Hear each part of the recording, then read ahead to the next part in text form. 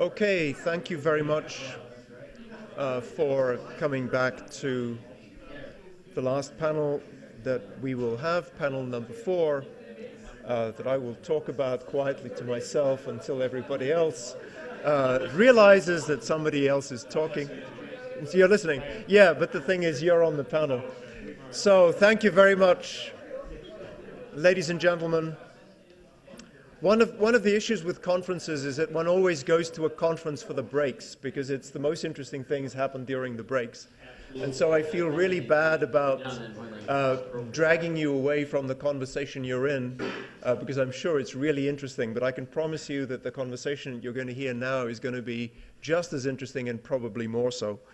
This is the last panel. There will be a reception afterwards that everybody's welcome to. This is, for me, the So What panel. So we have an illustrious lineup of folks that will talk about what do we do about what we've heard about so far this afternoon. We're very, very fortunate to have the moderator, Chris Guttman-McCabe, who is newly appointed, promoted to be Executive Vice President at the CTIA. Used to be the VP of Regulatory Affairs since 2005. And prior to that, he was a lawyer at Wiley-Ryan, in the tradition that Phil, the other Swarthmore graduate, was talking about, of multidisciplinary people at Silicon Flatirons. What I didn't realize was that Chris actually, his original work was in the steel industry. And I now will ask him one day, what did you learn about spectrum from steel? Over to you. Well, thank you, Pierre. And my first question to you is, was that so what or so, comma, what? Again, thank you, and Phil, I think, who ducked out on us, and Dale. You guys obviously have a great group here, and CTI has been happy to be a supporter for quite some time. What Phil didn't share about my basketball career is that I was the only graduating senior in 1990, and the year after I left, the team had its best year in the history of the school. So I don't know exactly how that reflects upon me, but probably not completely positively. So we're gonna move this as quickly as we can. I'm gonna kind of go out after just a couple questions out to the audience, just to keep you focused and aware, because I know we're the last panel, and as Steve Sharkey over there to my right suggested, we are between you and happy hour. I also told Steve that if he actually brings me a beer during the panel, I will cut it short by 15 minutes. So we'll see if he delivers.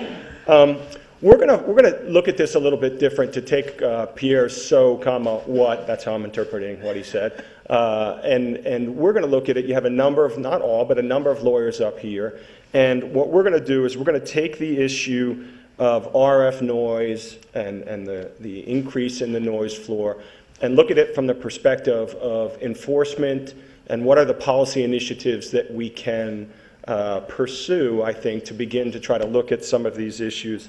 I'm happy to say, in terms of putting this in perspective, the issues that we're addressing, whether it's, as I heard from some of the earlier panels, RF emissions from the tabletop and water bottles and baby monitors, to put it in perspective, at least we are not melting the polar ice caps.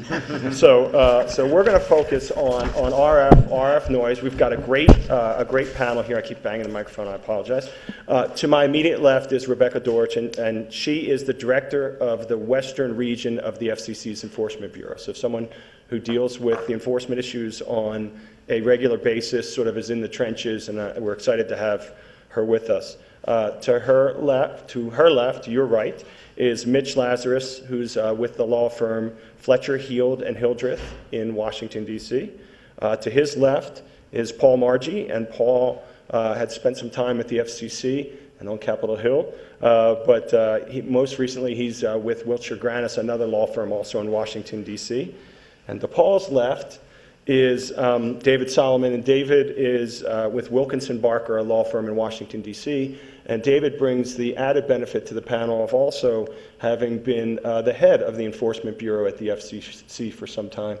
And then obviously at the end, our anchor tenant down there is Dale. If you don't know him, I'm not going to tell you who he is. You should seek him out and introduce yourself after the panel. So I'll start with a general question, and then we'll start to pick apart some of the issues and go to individual panelists. But we'll go down the line, Rebecca, if you're okay with this. We've heard a lot about the increases in the noise floor. Do you think things are getting better or worse from an enforcement or a review perspective? And do you see any trends developing? From the enforcement perspective from the field, what we do is we respond to complaints of interference that we receive. And over the 10 years that I've been the director in the Western region, we've seen some variety and changes in the types of complaints that we receive. We see a fair amount of complaints at this point. That's trending upward is complaints about complaints of harmful interference. I'm not saying that they're legitimate complaints of harmful interference, but we get complaints of interference about Part 15 and Part 18 devices. But I can't really answer the noise floor question. What we do is we implement the rules that OET has set on the standards, and it's sometimes very hard for us to take the measurements to establish whether there's interference or not. It's much easier for us to determine whether or not somebody's in compliance with the technical rules. Sure. So I'll stop That's fair. with that. Mitch? Well, there are a lot more sources of interference out there than there used to be. But I want to make the case that they are individually less interferent. And I'll give just one example. Julius earlier talked about the Class B limit for consumer digital devices. When that rule took effect back in 79-80, the manufacturers screamed they couldn't possibly meet that limit. For 5 or 10 years after that, they were constantly asking for waivers from OET. Now, manufacturers are coming in routinely 10, 20 dB below that limit with no trouble at all. So more devices, but each one is causing less trouble. I'd also like to make the point, this is a little bit aside from your question, Chris, that a lot of the devices that are alleged to be causing interference, in fact, have a lot of social value. I make a living, for the most part, sitting across from Julie in his conference room and arguing that some low-power broadband device is going to be very useful to society and will cause little or no interference to other users. These have included high-speed Wi-Fi, ultra-wideband, broadband over power line, airport body scanners. Someday soon, I hope, level probing radars will come into this category. All of these are interference sources to somebody, to the phone companies, to the amateur radio people, radio astronomers, but they also deliver value to society. And it's important to take that value into account in considering whatever harm they may be doing. Paul? So a lot of the people I work with are unlicensed technology companies, and so I'll focus on the unlicensed band. And I think what I've heard from them is that while the noise floor is increasing somewhat in the unlicensed bands, especially maybe in the core 2.4 band, that's not the big issue. The big issue is more users, more diversity of technologies, rather than a noise floor issue. That's partially because I think Wi-Fi is designed in a way that it can deal with this, but more it's just in relation to the huge increase in the number of users, the noise floor issue just hasn't been as big a problem. But I also want to underline what Mitch said and what Phil said earlier, that this isn't, we have to recognize that that's a good thing in a lot of ways, right? So we are having this problem because we have so much more use, so much more innovation, and that just means more utility overall for all of us. And so while we definitely want to be thinking about these noise floor issues, I think we have to, before we do that, recognize that this is a good problem to have, and it's a lot better than the alternative of having a system that produces less utility or hinders innovation. I think all the good problems that have arisen do make the FCC's enforcement and interference detection, interference resolution job more complicated. In sort of the classic traditional case, the field would go out, someone would complain about interference, and they would usually be looking for some sort of high power stationary source of interference that was transmitting on a pretty regular basis for a period of time at one place at significant power, and they'd find it, and in many cases that would be either violating the rules requiring a license and or violating the Part 15 rule, and it was fairly easy to deal with it. The fact that so much is lower power and mobile and more diffuse, and issues about combining various uses, I think it makes it more complicated for the enforcement and interference resolution job of the FCC. Dale, we're going to make you work, actually, on this panel. The question, is it getting worse? You know, I hear an awful lot of anecdotes, and the trouble with anecdotes, you know, you don't know, is it really a sample that really shows what the overall thing is, or these are just isolated incidents? And that leads to the comments that were made earlier. So let me say that I've heard a lot of anecdotes that it's getting worse, and the sort of things is people who are two-way radio business, been in the business for years, and they say, gee, you know, as I was talking to Mark, you know, I'd have to turn my squelch up higher on my radio, and doing that, what that says is the background noise level has increased, and a lot of those people will say, gee, the problem is getting worse, but that's still you know, a lot of that anecdotal evidence, and I think one of the things that really clearly comes out of the conference here is that we need more scientific-based information to be able to make good decisions here, to really determine, is the problem getting better or is it getting worse? And more probably, even more importantly, is it getting worse in certain parts and not others? And some of the classic example I think we heard earlier was, you know, automobile ignition noises, or automobile ignition systems are a lot better than they were. Therefore, that source of noise has gone down, while other sources of noise may be going up. And we don't have enough information to be able to really sort that out. Okay. So let's talk a little bit about the enforcement environment as it exists today. And Rebecca, if you could share with us a little bit about what are the tools that you have available, and then David, I'll go to you to provide a little bit of historical background. But Rebecca, you know, what tools do you have, and how do you, you know, prosecute or move through your caseload or your issues?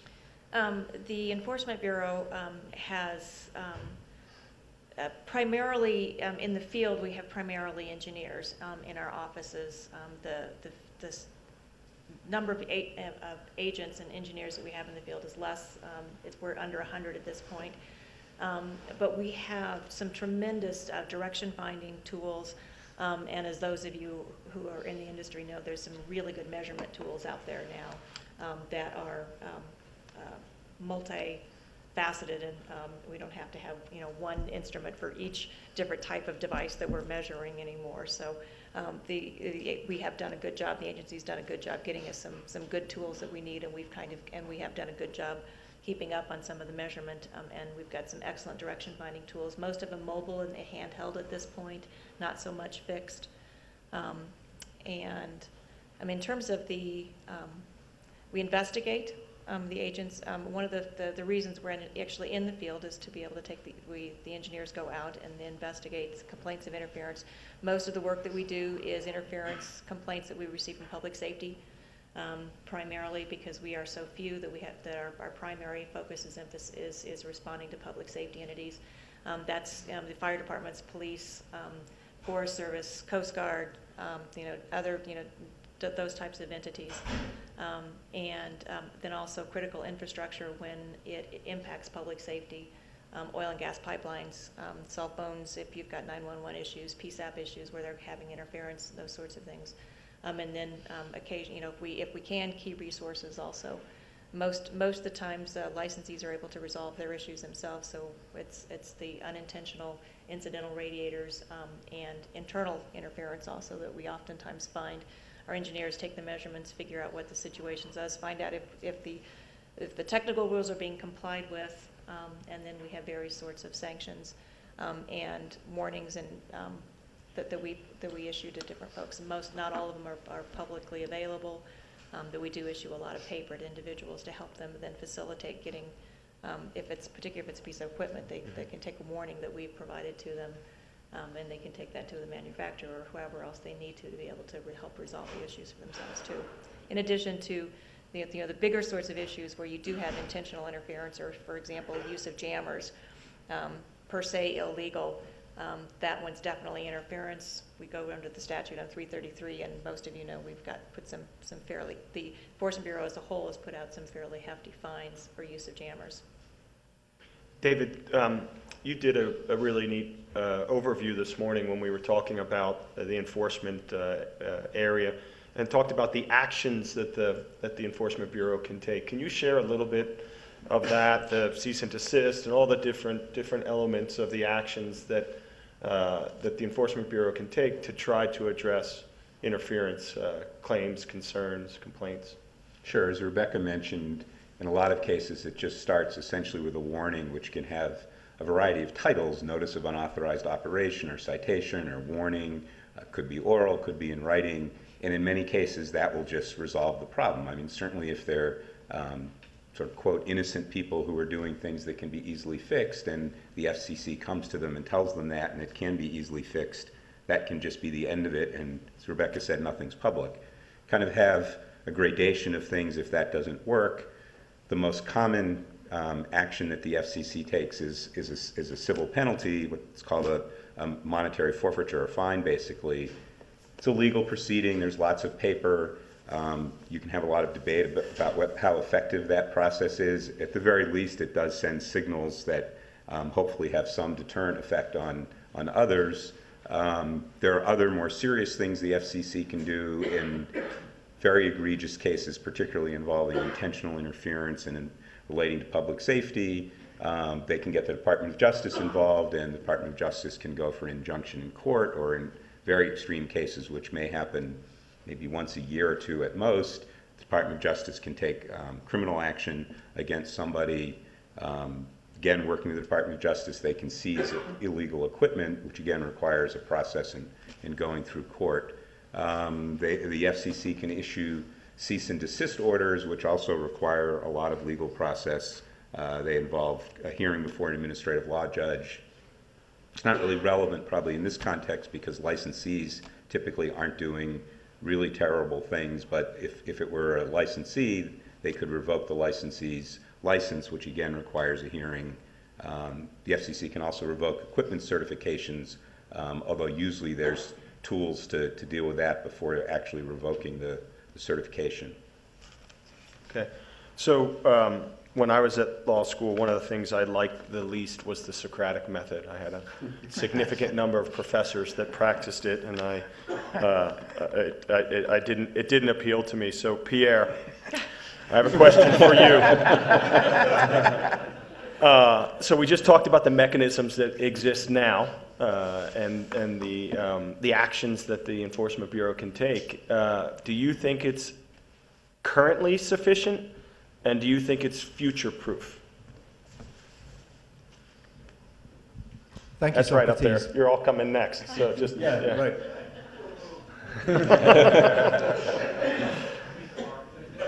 You know, as Dale has said, you know, I'm the victim of anecdotes. One of the most interesting questions is that there's an old quote which says, "The plural of anecdotes is data." You know, or the plural of anecdote is not data. So, you know, you can argue it both ways. I think a couple of things have caught my eye that lead me to answer you, Socrates, that we're not quite there yet, that we need to change things. One is something that Steve Sharkey said, which was really interesting to me, which was, you know, where is it? There. So, look over my shoulder. But as I understood what you were saying was, the cellular operators are operating closer and closer to the noise floor. And as Tom has explained, everybody's talking quieter and quieter. So actually, to the extent that that's true, a rising noise floor, which we've heard about, creates more and more of a problem over time. The other anecdote that I heard was interesting. Scott Telling was saying much earlier in the session that, you know, the operators have a lot of data. They collect all these stories. They're in-house, they're proprietary. that we had a conversation, should we be sharing this across multiple institutions, have a neutral intermediary? So I then contrast those with COES. So two things from COES. When I think about should government regulate, what is the basis for government getting involved?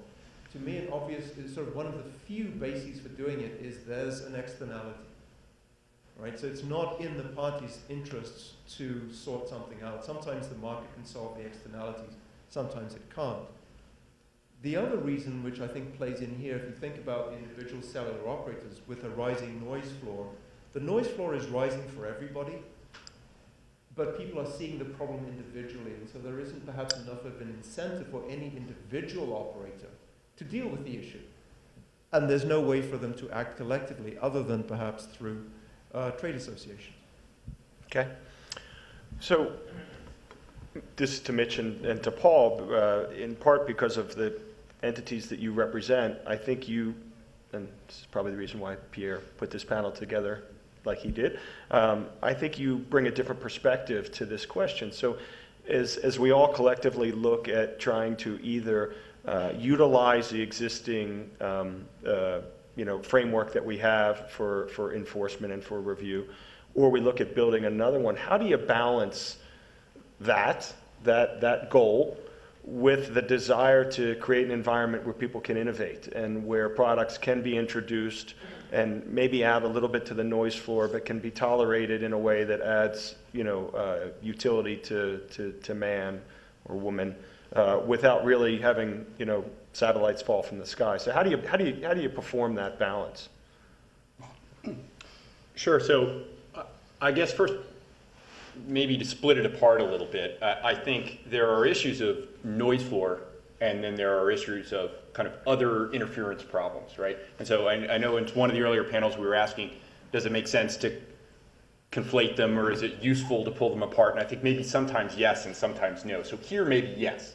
So for what we haven't heard today is that the problem of new communications technologies, innovators, intentional radiators are the core problem for the noise floor increase, right? So what do we hear about? We heard about new lighting technologies. We heard about power supplies. I've even heard that, for my guys, routers and things are producing a lot of problems. It's not that people are saying, hey, this cool new communications technology is raising the noise floor. So I think let's split that apart a little bit and say the issue with the new technologies is often a more parochial one. It's, hey, who's in that band now? What co-channel interference are we looking at? Or what adjacent band interference do you have for your nearby neighbors, rather than the overall noise floor issue? So I don't know if that's useful, but for me it is to try to take one thing a little bit off. And so then the question is, how does the FCC, or how do policymakers in general, balance the value of these new technologies with the obvious value of the existing technologies? And I guess for me it would be, number one, that we should just explicitly say that the goal of our spectrum policy at the FCC is to maximize utility instead of minimizing interference. I think we all kind of intellectually know that here, but that's not really always the way that the FCC thinks about it. Some at the FCC maybe do, and sometimes you'll see proceedings where it looks like the outcome was driven by that goal, and sometimes it looks like the outcome was driven by a very different goal of minimizing interference, even at the expense of overall utility. So I guess that'd be one. So can I jump in for 1 second, and then we'll come back to you, Paul, and then Mitch. But so I think as a goal, that's fantastic, and I would support it wholeheartedly. Where do you fit light squared into that equation, right? So if you were trying to maximize the utility of the spectrum, light squared would be online and operational right now. And yet, unfortunately, well, I'm not 100% sure. I won't use the light squared example specifically here, but I'll say in general, I think you have to look at both sides of the equation. And in light squared, there were people that were arguing that the reduction in overall value due to GPS reductions in service had an enormous value. And on the other side, people were saying the new technology had an enormous value. So I don't want to say which one of those was right, but I think if that's the kind of conversation we're having, that's a good conversation, right? If, on the other hand, it's any increase in interference violates FCC policy. And any increasing interference is something we want to avoid, then that's not the conversation we should be having. So once we get over that barrier, then I think you say, all right, if you're looking at a prospective proceeding, should we put these guys as neighbors? What do you do? Sure. You want to let the science lead you and say we're going to have real science. We're not going to reward people who put in reports that have crazy assumptions in them. We're not going to reward strategies that are war of attrition type of strategies against new technologies. And we're going to make fast decisions in making that happen. I think that would go a long way. Mitch? When I take a new technology to the FCC, I tell the client we have to answer 3 questions. First, why is this a good thing? What value does it deliver to the public? Secondly, why is it not a bad thing? Why will it not cause undue interference to existing services? And thirdly, why can't we do this under the existing rules? Why does it have to be a rulemaking or a waiver, something new and separate? And the FCC, to its credit, takes all 3 answers into account. I had a case some years ago with a device that was going to probably cause some interference to the amateur radio service, had enormously high social value. The police departments really wanted this device. The amateurs screamed, as the amateurs do, but the FCC weighed the value of the device against the interference and decided it was a good thing. I've also gone to the FCC with devices that did not have such high social value that the FCC decided were not worth the interference. Part of the problem in negotiating these is, and Paul mentioned this in passing, whatever band you're going into has incumbents. Every band has incumbents. There is no empty spectrum. The incumbents will typically oppose whatever you want to do, regardless of the social value and regardless of how low the actual interference threat is. Most incumbents will see any incursion into their spectrum as completely unacceptable. Your guys, Chris, I'm sorry to say, are in that category. The amateur radio people are, satellite people are. 2 groups are actually... But not always, right? I think they're on both sides of, you know. But I want to give credit to 2 groups which actually do look at the engineering and don't object if there is no problem. Radio astronomers have the most sensitive receivers in the known universe, but you can sit down and talk to them and work out deals. And the fixed service people, the microwave people, are reasonable about accepting devices in their bands that in fact will not cause harm. But the FCC, in making this complicated weighing of good versus bad, also has to contend with the incumbents who were saying bad, bad, bad, and not taking any account of the good. So David, I'll ask you, so how do you factor into that equation? You know, so there are some entities that at times say bad, bad, bad, but to use my industry as an example, you know, every 2.5 years they're changing out their technology, and so trying to get a sense of where you're going to be from, you know, to some extent LTE is a significant improvement over HSPA plus or the other technologies that are out there, and to some extent, you know, from an interference perspective, at times it might not be better. So, David, how do you, from a commission perspective, your former hat, how do you take that into consideration? Rebecca, I won't put you on the spot for this one.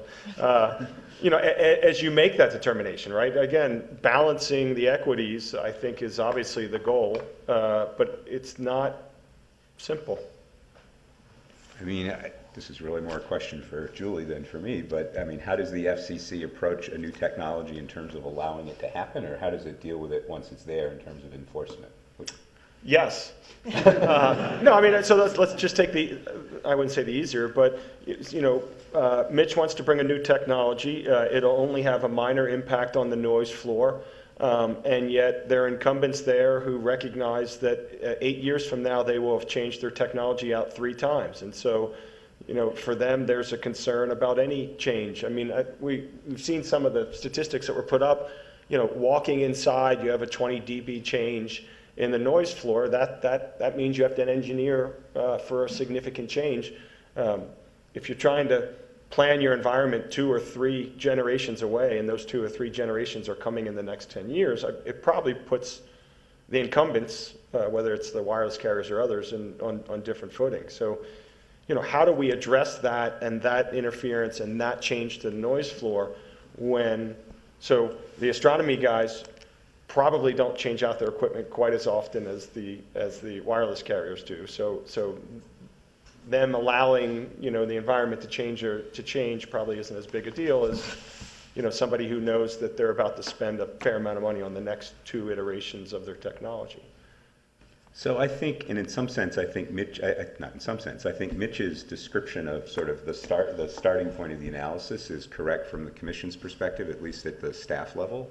So I think the people in OET and the people in other bureaus that are dealing with spectrum issues really are looking at public policy issues of interference and reliance interests, and what are the benefits of the new service, and kind of how much impact on an existing service is, quote, appropriate. And it's pretty, I think, subjective and case by case, but my sense was always that the staff at the FCC was approaching that sort of very objectively and professionally. And then I think to some extent there are externalities, to use an economic term, of you have kind of the external process of groups coming in and lobbying from the groups and lobbying from Congress, and kind of it often slows things down and it complicates things, and there's sort of 2 levels of balancing. One level of the balancing is kind of the substantive balancing, and the other level of balancing is the more, quote, political, or stated better, it would be a sort of broader policy balancing, and the 2 kind of work hand in hand. Probably the biggest impact, I think, of the 2 related processes is things just get slower sometimes. So Rebecca, as again, I'm going to ask you a question, but some of it's you and some of it's Julie, because you get to take what they finalize and implement it. But as the environment that we're talking about gets more and more complicated, particularly as devices get more and more complicated, how can the FCC ensure that that the devices are complying with the Commission's standards, and that that's going to be sufficient to prevent interference? That is a very hard question. The certification process is, it's allowed the enormous proliferation of devices. I know during the earlier panel today there were folks that were talking about the possibility of encouraging more spot checking along those sorts of lines. Right now, the agency as a whole, and I think I can speak for both the Enforcement Bureau and OET, we don't have probably the sufficient resources to do the sort of spot checking that ensures that devices, once they're authorized on one of the, whether it's declaration of conformance or verification or, certification, we don't necessarily have the resources to be able to spot check that. So when we see a device that has failed in the field, that's causing interference, there's different tactics that we can use to be able to resolve it. Oftentimes, there will be a voluntary relinquishment from the person who's using it. Not always. Sometimes that they will take it back to the manufacturer. Sometimes if we see patterns develop, we'll go working with OET. We will contact manufacturers and issue letters of inquiry, and oftentimes that starts the process. And there's a lot of self-resolution on those sorts of issues too that begin to occur. Mitch? Can I just add one small point? As to certified devices, the companies that do the certifications for the FCC, the so-called TCBs, are each required to spot check a certain percentage of their own certifications every year. And I know they do it because my clients call me very upset. And so the spot check is happening. The check just confirms that the device is operating within its certification, not that the rule, in fact, is preventing, as you said, interference. Sure. Go ahead. Oh, I was just going to amplify on that. I mean, and maybe Rebecca can't say this as directly as I can, but I think I think Congress needs to recognize that an investment in increasing FCC budget in a couple places is absolutely going to pay huge dividends overall. So, if we had more resources to do some, and Peter Ted Hula made a good point earlier, I can't remember exactly where, maybe in just the hallway, but the idea that we don't necessarily need thousands of more boots on the ground to do this, but we do need resources to experiment to try to figure out what the best ways of doing this might be, and it might not be the ones that are obvious. Congress needs to give some more resources to the FCC to be able to do that in the enforcement context, but then also in the OET context. At the lab, both for, so there are more folks that are able to deal with this huge tidal wave of new devices and complexity of devices, but then also to experiment there too. We have a very complicated certification process. There may be ways with some more investment of simplifying that in a way that achieves our goals of the certification process, but then also when Rebecca has to deal with it, you have a simpler set of rules that you're then enforcing. And while I'm on that soapbox, it's also incredible to me that we don't have some of the key people, especially at the FCC lab, certified as critical when we have government shutdowns. I mean,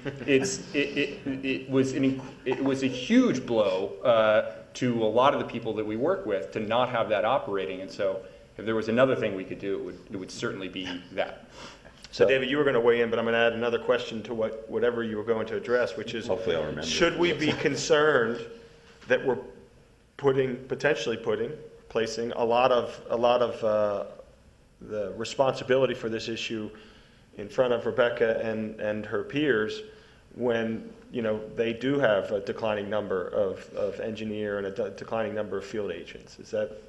Let me address a few things. First, I'm going to, on Paul's point, don't feel bad about the not being essential. When I was at the FCC, for some reason, when I was Deputy General Counsel, I was very involved in deciding, this was in the shutdown in the 90s, deciding who was essential. And when we were all done, my boss, who was then General Counsel, Bill Kennard, came in and said, sort of, don't you think I could have been an essential employee? So, some people felt bad, worse than you do.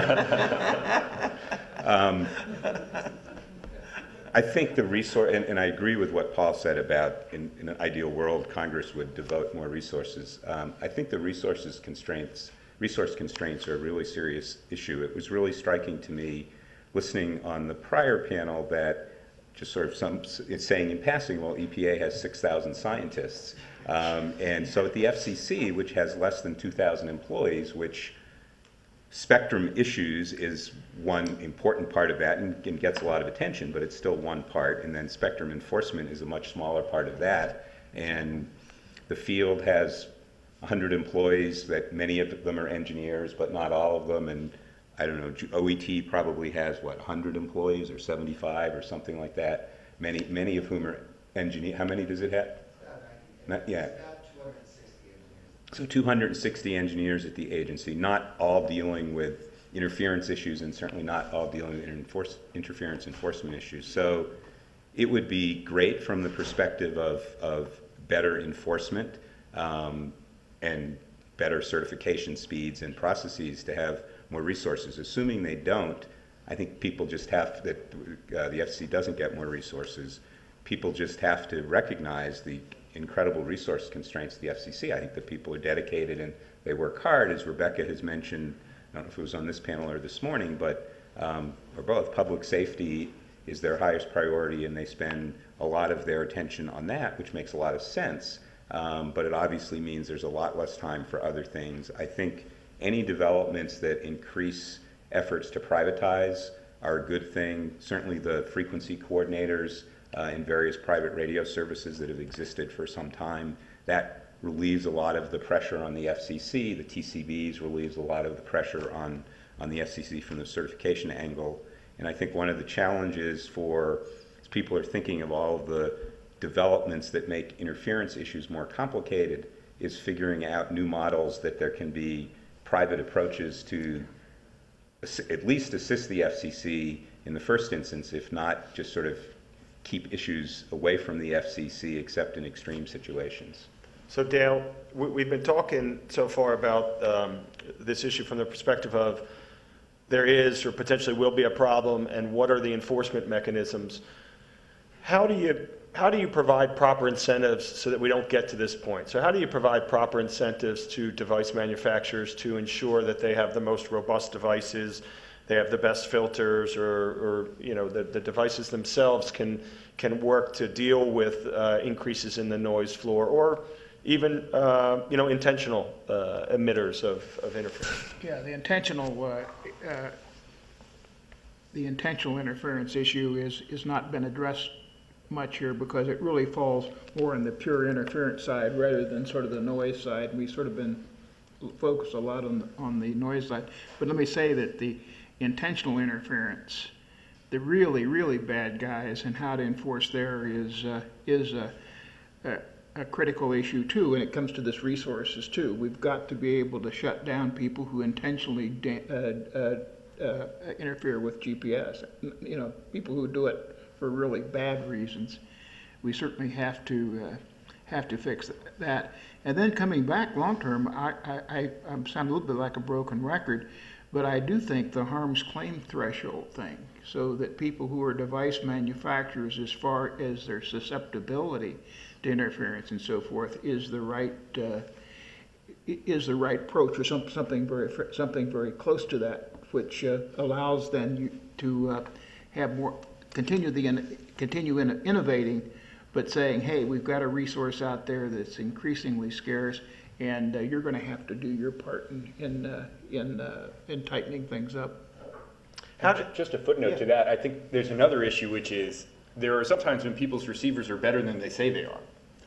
And I think one way to stop that is for the FCC in their proceedings to make sure, as I said before, that when they look at interference studies, that they look very hard at the assumptions that are behind them, and don't accept things like, you know, ITU standards that are based on eggshell skull receivers that nobody's actually using. And so maybe that's a little bit different, but I think that's another problem. So I have a number of other questions, but do we have any questions from the audience? Yes, sir. Let's assume that that you have certified, you know, perfectly compliant radio sets out there, and they work super well with no problem to other folks in most places, but in some places they are the cause, just locally have a big cause. Is there anything that the FCC could ever possibly do with the fact that they work fine most places, but in some environments, just because of the other users that they're affecting locally, now cause a problem? Yes, to me? We actually have a couple of instances. There's the famous garage door opener case, where the garage door openers worked fine everywhere in the country except in a couple of military bases. And the FCC had to go around and track them down. Because they launched missiles, right, when you pushed the button. Julie was there to investigate it, blew up his car. So the answer is in principle yes, but only in the most extreme cases does it justify the resources that it would take to do it. You can just move up the line. It looks like there are a couple. Yeah, just like the first panel.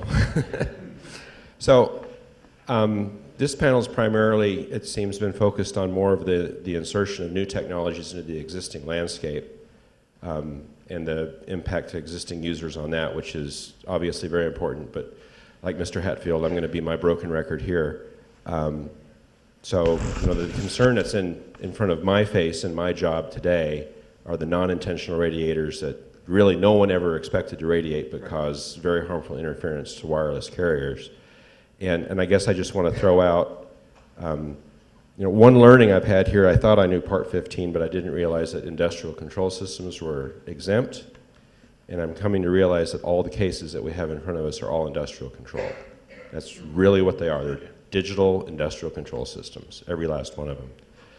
So I guess, you know, I have to say two things just as a commentary, and I don't know if anyone wants to follow on it, but given it, and primarily our observations are in the 700 megahertz band.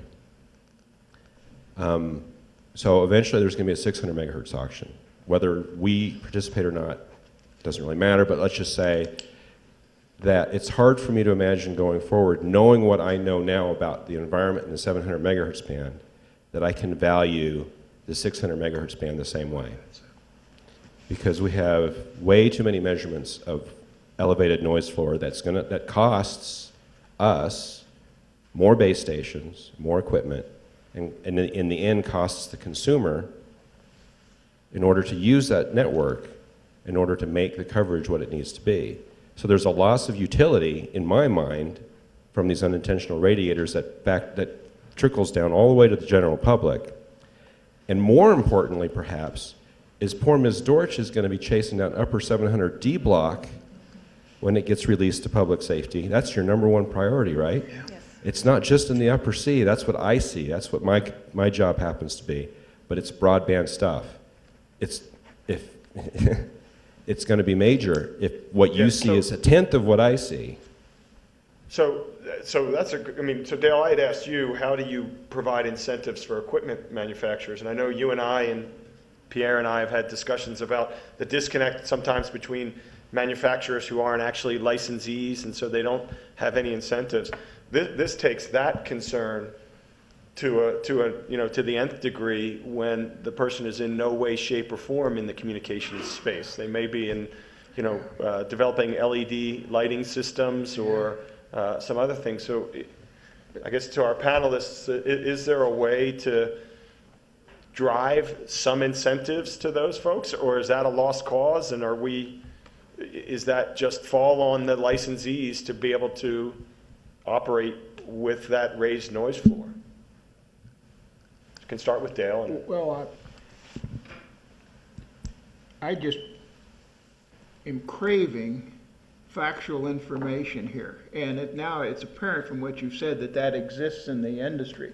If we knew it was particular types of digital industrial control devices, then I think we could begin to figure out ways of addressing that. You'll have to help me with the rules today. Most of that is covered. You're supposed to follow what good engineering practices or something like that. Isn't that, help me out, Mitch, or something? No, you're exactly right. And even though the devices are exempt, they still may not cause harmful interference to an authorized radio service. So the FCC has the power to shut them down if they can find them. But it has happened, but it's after the fact. Yeah. And there's millions of them. So just a quick, I just don't know anything about the industry. Are there 1 million producers of them? No. So are there 10 producers of them? 2. There are 2. So our transaction costs are relatively low in identifying the manufacturers. And so it's not that the problem's insoluble. I mean, we are working with those manufacturers and they have been responsive, but it's the volume. And what's next? Of the embedded base. Yes. And what's next? Yeah. Who would have thought? Yeah. Okay. One more, and then we'll wrap it up, because I said I was going to end early, and I'm 4 minutes from breaking my own ground. But Steve didn't bring us. I didn't get that was 15 minutes early. So I had a question. So Microsoft runs something called the Spectrum Observatory, and as was brought up in enforcement, FCC has very few people involved and very few people in enforcement.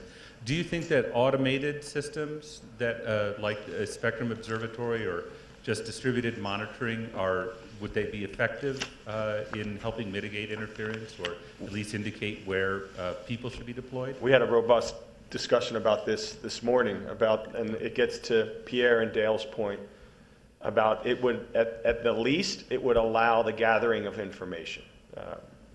Anyone else? I mean, I think that's... And here again, I'm repeating a little bit, I'm sort of intrigued by some of maybe the crowdsourcing sort of opportunities here to try to get that information so we can act intelligently on it. Okay, I failed in that I didn't ask any of the students if they had any questions. So if there's one last question from a student, we would field it. Okay, they want beer or wine. Okay, so please join me in thanking our panel and thank you, Pierre and Dale. And thank you all very much. Thank you to the panel. Thank you to the speakers all day.